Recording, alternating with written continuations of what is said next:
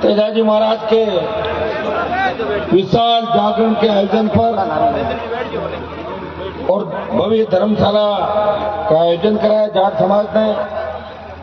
इस भव्य धर्मशाला के लोकार्पण उद्घाटन के अवसर पर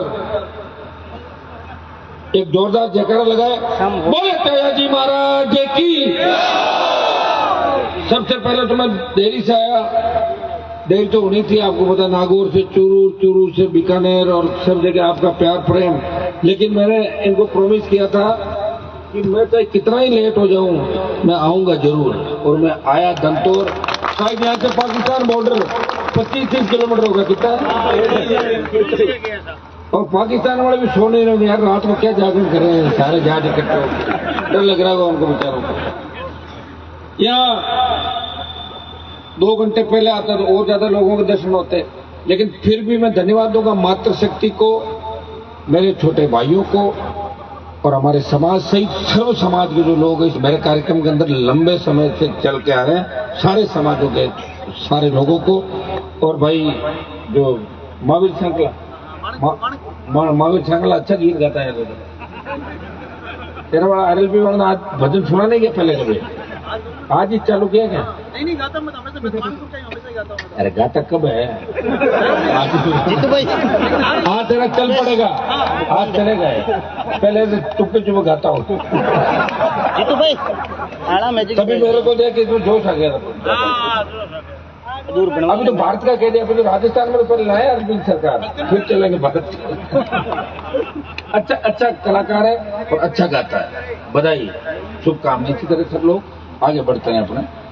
यहाँ उपस्थित महेंद्र जी बाम्बू जो अध्यक्ष है हमारे जाट धर्मशाला के, मदन जी पूनिया चेयरमैन साहब, रतिराम जी गोदारा बामासा, दौलतराम जी सारण जिला परिषद के सदस्य, भूपजी बाम्बू पूर्व सरपंच साहब,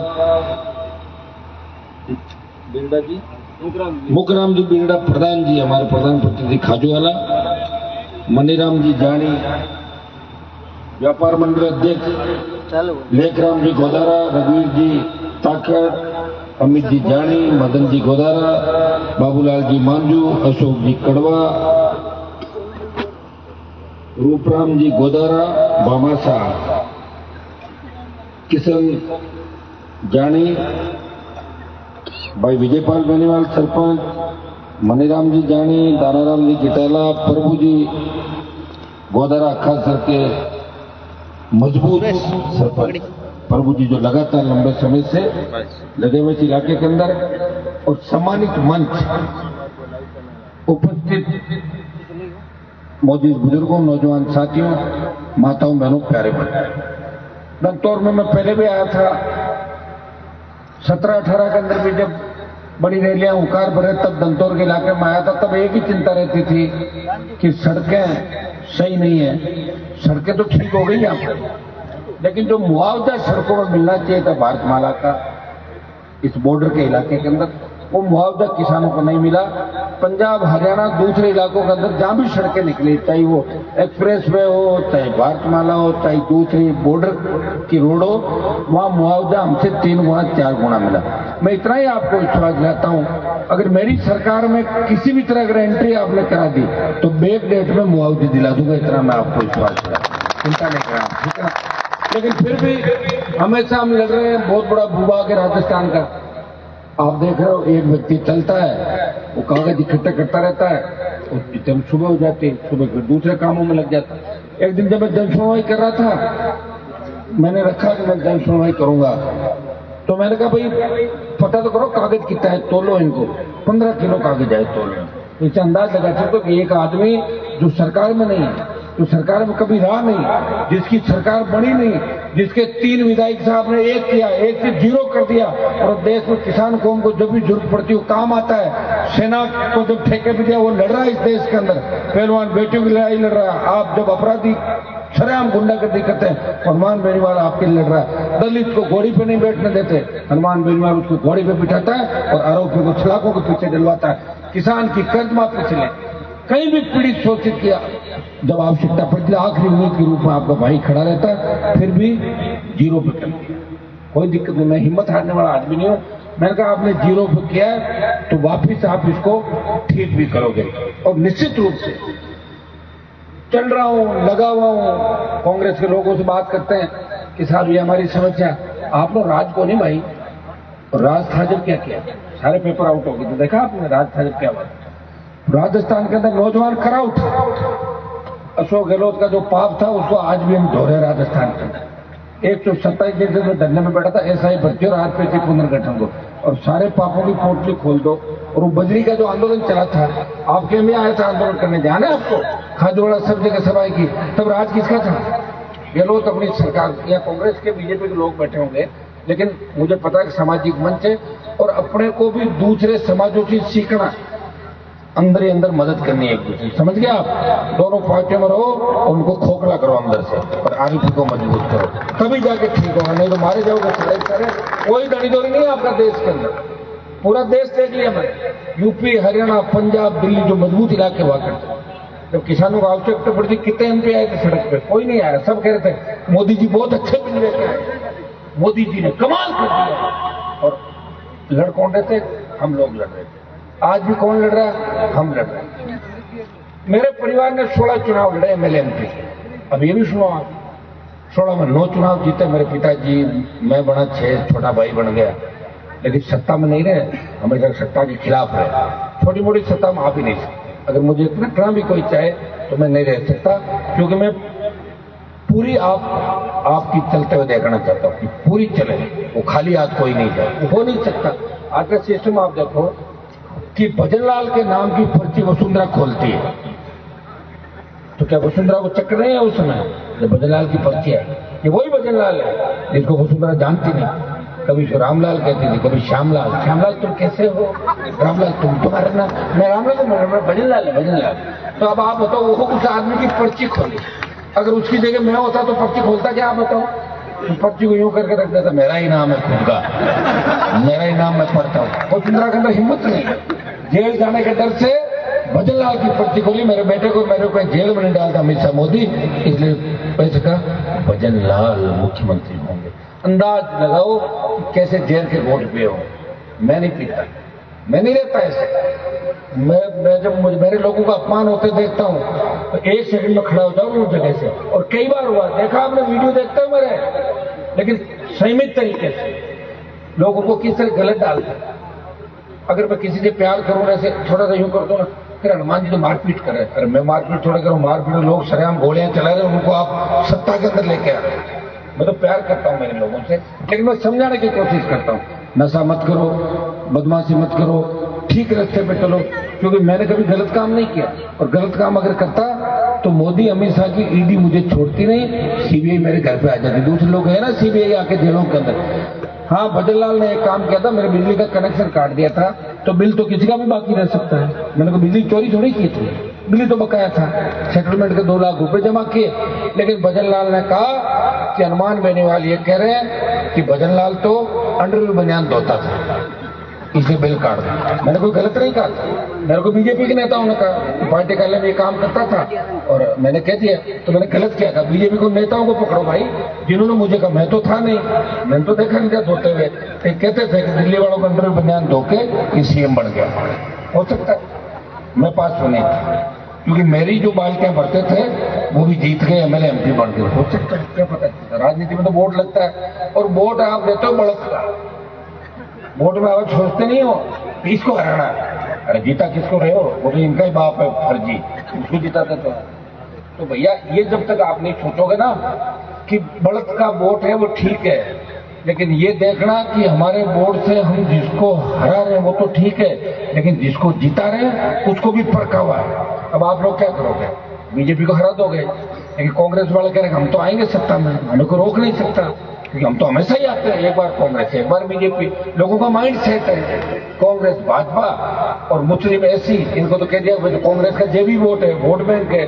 बीजेपी का हो गया ब्राह्मण बनिया राजपूत ओबीसी, ये बीजेपी कहती है हमारा वोट बैंक है। हम तो 20-22% आबादी राजस्थान के अंदर 15% वोटों को साथ लेके चलते हैं। वो लास्ट में इस बात के लिए आ जाता है, अरे साहब आपने समाज को हाथ में हार दिया है।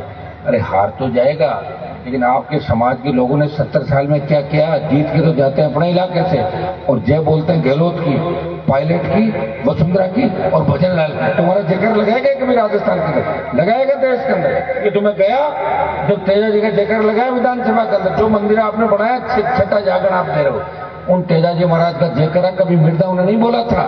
तो 70 साल तक नागौर के लोगों को बरगला के उनका वोट ले रहे थे, कभी मंदिर की तरफ ध्यान नहीं दिया, कभी मेलों में नहीं गए। हनुमान बेनीवाल का संगत परिणाम है कि लोकसभा के अंदर भी जयकारा लगाया और प्रधानमंत्री ने कहा हु इज तेजाजी?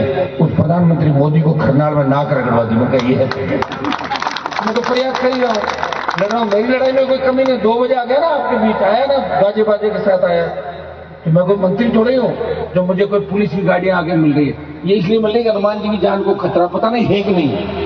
हो सकता है भजनलाल की साजिश हो, हनुमान जी को डराओ, जान का खतरे का कहो, हो सकता है इधर आ जाए हमारी तरफ। भैया मैं कहीं नहीं जाने वाला। मैंने वसुंधरा का वो शासन देखा था, बड़े बड़े हार्डकोर अपराधी राजस्थान में देखे थे जिनके नाम से कांग्रेस बीजेपी के नेताओं की पेंट गीली हो जाती थी। मुझे पता है उनका विधानसभा के अंदर वो कहते थे सीबीआई जांच करो, सीबीआई जांच। अरे किसकी जांच करो? एनकाउंटर की। तुम्हारे घर से वादा किसी एनकाउंटर तो नहीं? अच्छा रहा हो गया भाई, बहुत पहले मना किए, ये नहीं बोलता था। याद है आपको वो दिन? अभी भी वही दिन आने वाले सामने, तैयार हो जाओ। जिस तरह धमकियां मिल रही है, गुंडागर्दी चल रही राजस्थान के अंदर, कौन रखवाड़ा आपका बताओ मुझे? कोई है तो सड़क पे आके आपको न्याय दिला सकता है। मुझे नाम बताओ राजस्थान के अंदर, मैं ही बैठा। पार्टी बनाई किसी ने 66 साल में? मैंने बनाई पार्टी। तेजाजी महाराज का जयकारा लगा के पूरे देश के अंदर 5000 से ज्यादा मंदिर बन गए मेरे भाई।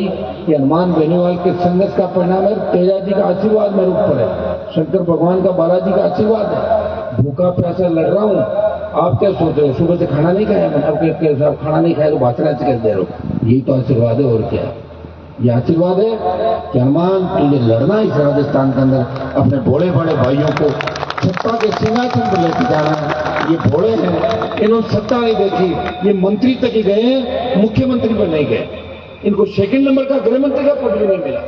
तो इनको कुछ कर, इनको शंकित कर। इसलिए भाइयों मैं कह रहा हूं कि जेएमएम, जाट मुस्लिम मीणा मेघवाल माली, ये मोर्चा जेएमएम मोर्चे की बात हमने करी। 36 कौम के लिए लड़ रहे हैं, 36 कौम का साथ दिया। जब बड़ी रैलियां थी उसके अंदर मैंने ये भी कहा था, दूसरे समाज के लोग कभी नाम नहीं थे हमारे समाज का। मैंने कहा था कि गरीब ब्राह्मण बढ़िया राजपूत है, उसको भी आरक्षण दे दो, आर्थिक आधार पर आरक्षण मिलना। कितनी बड़ी बात है बताओ मुझे। और आप लोगों ने सपोर्ट किया इस बात का। दूसरा नेता होते तो कभी आप नहीं मानते। हम किसी समाज के खिलाफ नहीं, लेकिन बहुत से समाजों के नेता, बहुत से समाज आग उगलते थे। जब हमें आरक्षण मिला, लड़ाई के अंदर में उस समय मैं एक नौजवान था जो आरक्षण की लड़ाई लड़ रहा था पूरे राजस्थान के अंदर। 98-99 का दौर था भाइयों। उन महासभाओं में जो आरक्षण की अगुवाई कर रही थी, मैंने 2 बार टिकट कटा, लेकिन मैंने आपको बीच पीड़ा नहीं जाहिर की। एमपी का टिकट 99 में कटा, 2003 में विधायक का टिकट कटा। और तो धर्मेंद्र हेमा मालिनी मेरे खिलाफ प्रचार में आए। धर्मेंद्र टंकी पे चढ़ गया, बोले नीचे कूद जाऊंगा। तब मैं हारा था ये जाता, समझ रहा हनुमान ऐसे थोड़ी बन गया, ये गीत ऐसे थोड़ी बज रहे हैं। बहुत लंबी लड़ाई लड़ी है। तब तो यहाँ तो सड़कें भी नहीं होगी 2002-03 में, ठीक है दंतौर में 22 साल पहले चलो दंतौर बेक हो 22 साल पहले राजस्थान, तब बहुत कुछ नहीं था, ये सोशल मीडिया नहीं था। मुझे याद है कि मैं किस तरह मेरे भाइयों के लिए लड़ रहा था। परिवार को फंसा दिया झूठे मुकदमे के अंदर उन्हीं समाज के नेताओं ने, जिनकी मदद करके मैंने उनको विधायक और सांसद बनाया नागौर की इसी धरती से। आज वो बकवास कर रहे हैं ना, दूसरों के चप्पल उठा के हनुमान जी के पास क्या है वो क्या, खुद की पार्टी बनाए बताओ, पता लग जाएगा औकात कितनी है। अगर 2500 से ज्यादा वोट ले ले विधानसभा में और 10,000 से ले ले लोकसभा के, मैं तो लड़ रहा हूँ मेरे बलबूते पर। कभी बीजेपी मेरे दरवाजे पर आती है गठबंधन करो, और मैं कहता हूँ नहीं करूंगा तुमसे, तो कांग्रेस वाले आ जाते हैं आप गठबंधन करो साहब। आते हैं पीठ में छुरा घूमते हैं, सीट ले जाते हैं, फिर भी मैं उनके साथ खड़ा हूं। दिल्ली कर मैं तो जब चाहे सत्ता की सवारी कर लूं, लेकिन अभी मुझे नहीं करनी। थकोगे नहीं ना 28 तक, क्या थक जाओगे?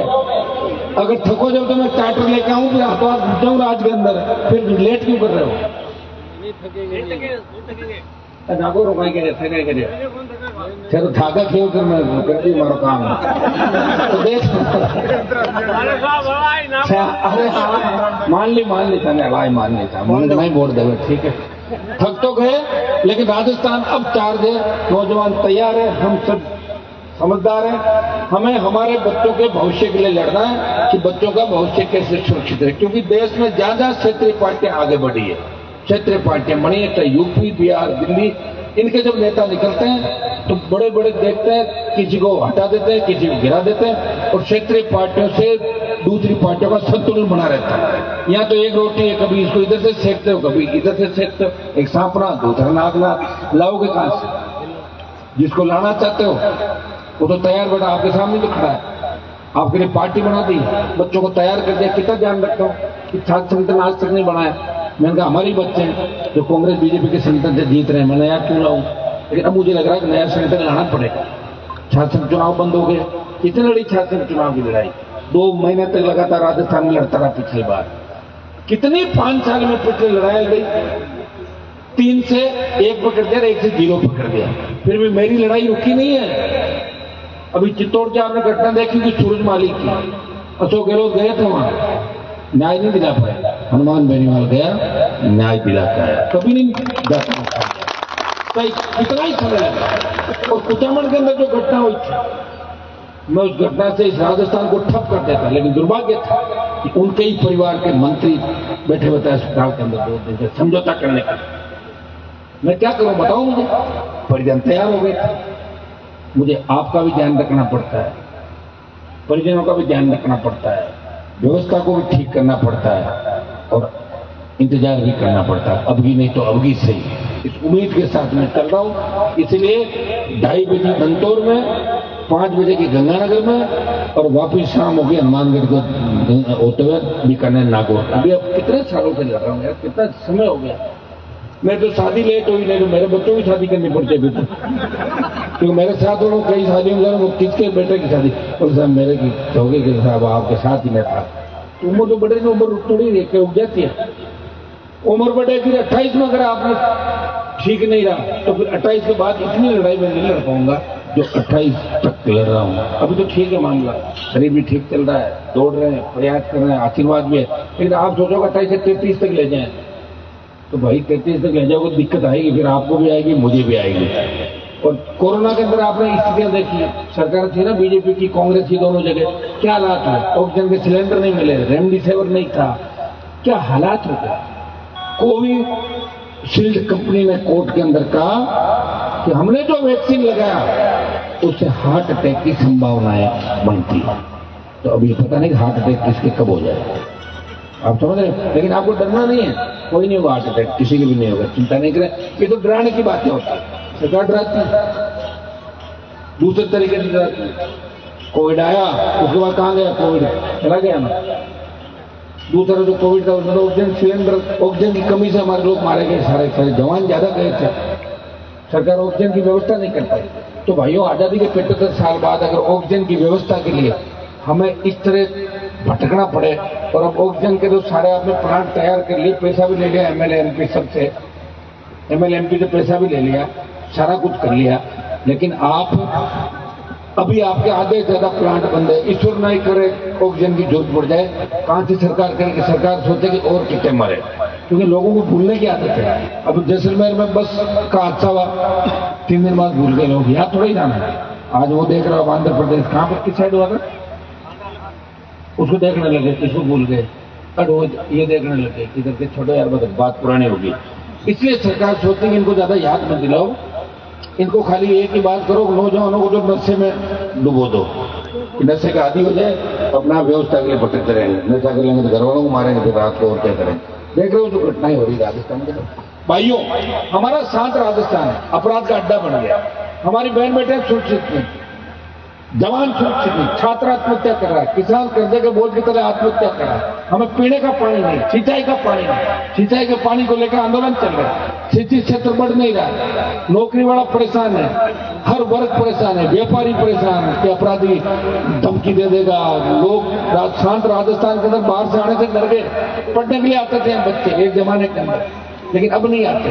तो नजर लग गई इस राजस्थान को, और अब तो भजन लाल जी जो बैठे हैं ये तो पनौती है राजस्थान की। मैं बता दूं आपको, ये जब तक रहेगा इसी तरह की तकलीफ राजस्थान के लोगों को होगी। इसके लिए भी आप तैयार रहो, मंत्र जंतर जो भी आप करवा सकते हो, तंत्र मंत्र वो भी करा लो। नहीं तो ये पनौती राजस्थान का पीछा जब तक नहीं छोड़ेगी तब तक इसी तकलीफों के दौर से गुजरना पड़ेगा। कांग्रेस वालों को मजा आ रहा है। अशोक गहलोत कहता है ना कि पंडित भजनलाल जी मुझे शूट करते हैं, ये अगर रहे तो अच्छी बात है। अशोक गहलोत ये सोच रहा है कि मैं भी सीएम वापिस बन जाऊं। भूल जाओ, अब चांस नहीं। क्या आने थोड़ी दोगे? आने दोगे क्या? अब तुम्हारी आवाज इतनी धीमे धीमे आ रही, क्या कर लोगे तुम लोग हैं? कैसी रातें खराब कर रहे हो मेरी। मैं भी जाकर सोऊं फिर आराम से। हिम्मत एक नहीं है या कोई दमतोड़? क्या बोल रहे हो ना पाकिस्तान का, इतने से डर थोड़ा लगता पाकिस्तानी तरफ से। ऑपरेशन सिंदूर आएगा क्या करो है? मेरी तो हिम्मत में, सुनिए मेरी बात, मेरी हिम्मत में कोई कमी नहीं है। मेरी जैसी हिम्मत देश में तो किसी नेता के अंदर है नहीं, और मेरी हिम्मत और बढ़ेगी। लेकिन 28 में मुझे आप ताकत दोगे तभी मैं आपकी सेवा कर पाऊंगा। मेरे सत्ता का कोई शौक मुझे नहीं है। मुझे जिस सत्ता में जाना होगा, सत्ता मेरा इंतजार कर रही है।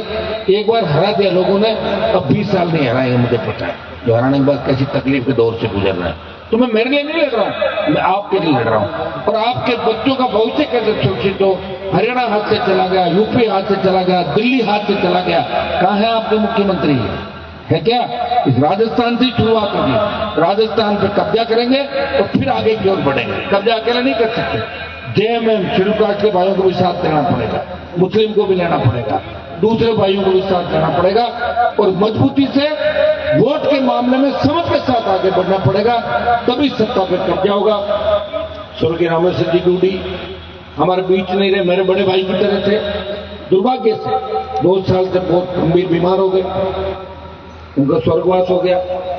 यहाँ की चिंता करते तो मुझे भी कहते थे। इस इलाके में वो आते थे, मैं जब आता था मुझे कहता था मैं जाता रहता हूँ उस इलाके में।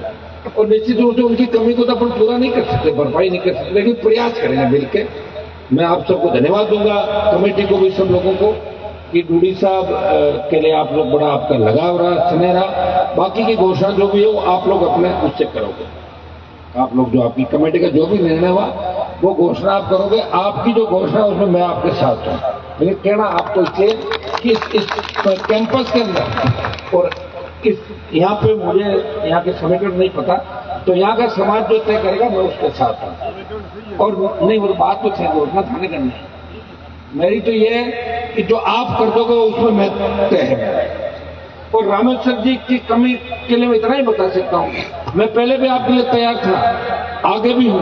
उनको तो वापिस ला नहीं सकते, लेकिन उनके परिवार को, रामेश्वर जी के परिवार को जहाँ भी मेरी आवश्यकता पड़ेगी। अब की बार भी आपको पता है कि नोखा में सुशीला जी को जिताना मेरी भूमिका थी, और रामेश्वर जी की भी मदद करी थी। कैंडिडेट जरूर आगे का था, लेकिन मैं प्रचार करने नहीं गया था। क्या आप देखें क्या मुझे प्रचार? आपको ध्यान है सारी बात। तो मैंने हमेशा मेरे लोगों की मदद करने की कोशिश की। इनसे मेरा परिवर्तन रिश्ता था, बहुत जल्दी चले गए। इनकी बहुत बड़ी आवश्यकता थी, लेकिन दुर्भाग्य कहीं कहीं ईश्वर के आगे किसी की नहीं चलती। और उनको जो मैं श्रद्धांजलि देखे, परसों भी आया था, उस दिन में गया, मैं मिलके भी आया। 3 बार आप लगातार देखा होगा। और निश्चित रूप से जाट समाज जो निर्णय यहाँ पे करेगा, रामेश्वर जी की शायद मूर्ति का निर्णय आप लोग कर रहे हैं, अच्छी बात है, उसके लिए बधाई आपको।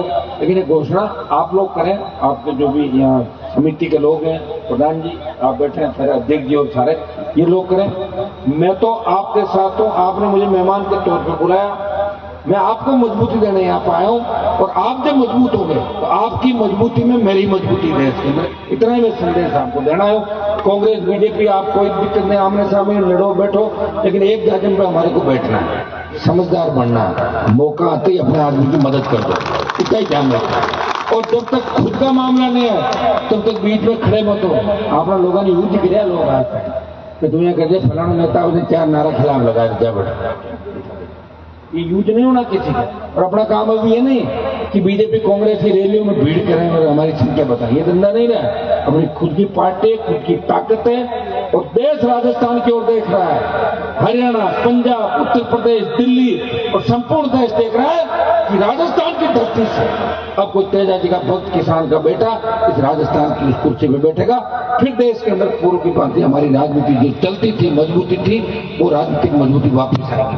कोई कैबिनेट मंत्री नहीं है आपका देश के अंदर, नाम बताओ मुझे। और कोई स्टेट मंत्री है भी तो बेचारा घूम रहा होगा ऐसे, हवाई जहाज के अंदर टिकट फ्री मिल जाता है और कोई सामान नहीं उसके पास, जो भी, या कोई बंगले की गाड़ी। मैं तो जानता हूँ औकात क्या है स्टेट मंत्री, और अमित शाह के सामने मंत्रियों की क्या औकात है। मैं तो रहा हूँ पास में, ध्यान है मुझे सारा, नंबर भी नहीं होंगे इनके पास। स्टेट मंत्री उसको कह दो कि विदेश मंत्री के नंबर है क्या, बोले नंबर मेरे पास नहीं, मेरा काम नहीं पड़ता। इतने 5 साल निकल जाएगी, काम आपका तो पड़ता रहता है ना लोगों का। मुझे आप देखते हो, अभी रशिया का जो बच्चे का मामला था, मैंने प्रयास किया, देखते हो ना सोशल मीडिया पर, एक नहीं 1000 बार। तो यूक्रेन का मामला था, हमारे बच्चों को लाने के लिए कितना प्रयास हम करते हैं हर जगह जहां भी मौका हमारे पास। तो भाई देखो सुनो, सीधी लोकसभा है और वो तो आगे आना, क्या मंत्री जी रुको 1 मिनट, वो ताकत है हमारे पास। तो बीजेपी के नेताओं के पास नहीं। अगर वो किसी मंत्री को जोर से बोल दे तो मोदी उनकी टिकट काट दे, तो बेचारे डर के मार रहे थे हम टाइम पास करें भाई। परिवार वाला राज्य होता, मंत्री बन गया, माली मंत्री बन गया, कोई कहे जीजा जी बन गया, हमारे फूफा जी बन गया। चाहता हुए फूफा जी खाइए बापड़ा, मैं तो रोता दिल्ली में टाइम पास करा, लुकता फिर रात में हमारे माऊ मिले के साहब से कोई खड़ो मत कर दीजिए, मैं हार गया, माँ को ध्यान रखिए साहब के समाज के बारे। अरे तुम्हारा ध्यान रखूंगा मैं, करूँ बूढ़ा हो जाऊंगा, मेरा ध्यान कौन रखेगा? तो बताओ, तो तुम मेरा ध्यान रखोगे कि नहीं रखोगे? तो बस तैयार हो जाओ, सिंहासन इंतजार कर रहा है। और आने वाला समय आपका, इतना भी विश्वास आपको दिलाता हूँ। बहुत बहुत आपको जाट विकास, हमारी जाट समाज समिति और तमाम धर्म 29 तारीख को रैली का न्योता आपको देना है, क्योंकि रैली बीकानेर के अंदर है। तो आप तो पहले उस दिन कह के आ गए थे, रैली में तो हम आ ही गए, आप मुझे बुलाना आए थे, आपने शर्त रख दी थी, आपने शर्त पूरी कर दी मैंने। बाकी बात आप आओगे, सारे सब लोग आएंगे। और मैं तो कहता हूँ प्रधान जी को भी लाओ। ये बीजेपी के जो मेरे समाज के लोग मेरे साथ फोटो खिंचा लेते ना, तो उनका कद बढ़ जाता पार्टी का। आप थोड़ा, अरे आप हनुमान जी तरफ तो जल्दी आओ, एसडीएम डिप्टी क्या लगाना बताओ। तो बढ़िया ना, आप तो अच्छा काम कर रहा हूँ। ये कांग्रेस वालों का बेचारा काम करता था, मेरा तो काम ही रह गया। अभी इनको मैं बढ़ाता रहूं, मेरे लोगों को इसमें भी मेरी खुशी है कि मुझे मंत्री नहीं बनना भाई। मैं तो जहां भी जाऊं आप लोग इतना स्वागत सत्कार करते हैं। कितने तो गाने बना दिए आपने मेरे को, बताओ 1000 सॉन्ग बना लिए। राजस्थान बच्चे किस तरह बनाते हैं, देश के अंदर राजस्थान का सम्मान बढ़ा, हमारी कौम का सम्मान बढ़ा, और तेजाजी महाराज का परचम पूरे देश में ले रहा है। तो निश्चित रूप से आने वाला समय आपका उसका वेट करना, आपको वेट एंड वॉच। कई लोग आएंगे अपना सामान बेचने के लिए, कई लोग आएंगे, नए नए बच्चे आते हैं, नई नई बातें आती है, उनको सुनते रहो खाली। लेकिन निर्णय क्या करना है वो आपको ध्यान रखना। जिस दिन निर्णय का ध्यान रखना सीख जाओगे, उस दिन आपको आगे बढ़ने से कोई रोक नहीं सकता। हम लोग ताकतवर हैं, मजबूत है और अन्याय के खिलाफ है, लेकिन निर्णय कई बार गलत हो जाते हैं, उससे हमारे लोगों को परिणाम भुगतने पड़ते हैं। लेकिन अब आप निर्णय सही करोगे। बहुत बहुत आपको धन्यवाद कि आपने मुझे आमंत्रित किया, और आगे भी आप सब मजबूती एकजुटता इस इलाके के अंदर रखनी। इस इलाके में जो दूसरी जाति है, चाहे मुस्लिम, एससी या दूसरे ओबीसी के लोग हैं, दूसरे सर्व समाज के लोग हैं, अगर वो आपको पसंद करते हैं, आपकी मदद करते हैं, तो उनकी हमेशा मदद करनी है, क्योंकि यही हमारा इतिहास है। जाट कौम ने हमेशा दूसरी जातियों की मदद की और आगे भी हम मदद करेंगे। करोगे कि नहीं करोगे? और सबको साथ रख के हमें चलना, तभी सत्ता के शिखर पाएंगे। बहुत बहुत आपको धन्यवाद। जय हिंद।